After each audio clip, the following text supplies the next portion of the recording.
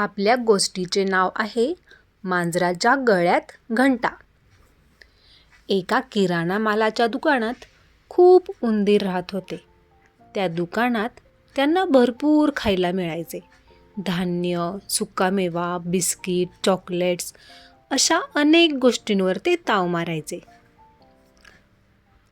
अशा खादाड उंदरांमुळे दुकानदाराचे खूप नुकसान होत होते.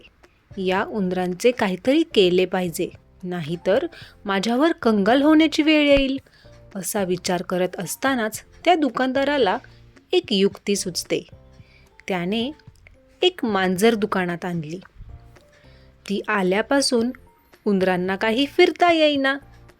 मांजर आपली रोज उंदीर दिसला की पकडून खात असे. उंदीर आता फार काळजीत पडले. त्यांची संख्या झपाट्याने कमी होऊ लागली. त्यांनी मांजरीचा कायमचा बंदोबस्त करायचा ठरवले. त्यासाठी त्यांनी एक सभा भरवली. यावर बरीच चर्चा झाली, पण मांजरीचा बंदोबस्त कसा करायचा हे काही कोणाला समजेना. थोड्या वेळात एक हुशार उंदीर म्हणाला, आपण त्या मांजरीच्या गळ्यात घंटा बांधायला हवी, म्हणजे ती आल्याचे कळताच आपण पलायन करू. सगळ्यांना हा उपाय एकदम पटला.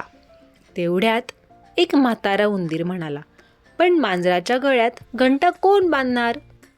सर्वजण एकमेकांकडे पाहत असतानाच तिथे अचानक मांजर आली आणि तिने उंदरांवर झडप घातली.